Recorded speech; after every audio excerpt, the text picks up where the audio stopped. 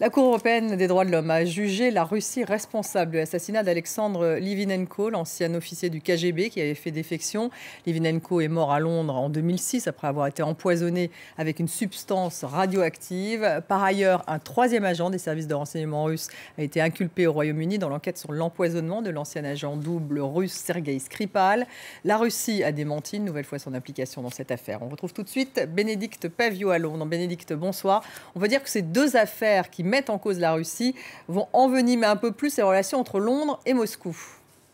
Oui, parfaitement résumé, effectivement, envenimer un peu plus, car les relations sont peut-être pas au placard ni au réfrigérateur, mais sont déjà très très mauvaises, il faut le dire. Donc, pas une surprise de la part de la Cour européenne des droits de l'homme que ce résultat, une enquête britannique pendant 10 ans, avait effectivement pointé très clairement du doigt et accusé la Russie d'être derrière ce meurtre commandité donc par Moscou, c'était comme ça que cela avait été dit, empoisonné à ce moment-là M. Litvinenko au polonium 210.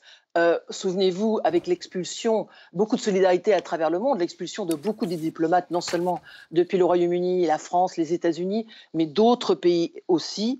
À la tentative de meurtre des Skripal et finalement le meurtre et la mort d'une femme quelques mois plus tard, empoisonnée par le Novichok. Ça aussi à Salisbury en 2018, ce sont des tentatives de meurtre et des meurtres qui vraiment aggravent tout ce qui se passe entre Moscou et Londres.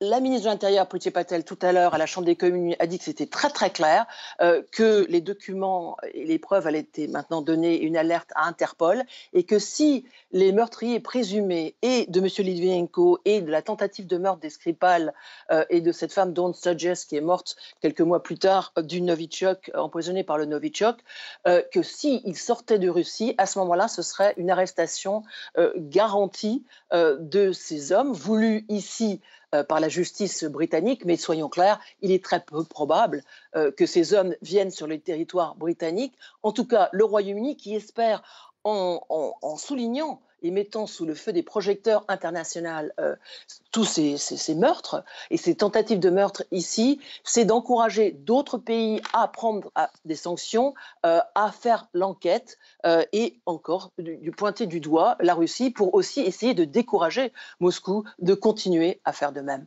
Merci Bénédicte. Bénédicte Pavio en direct de Londres.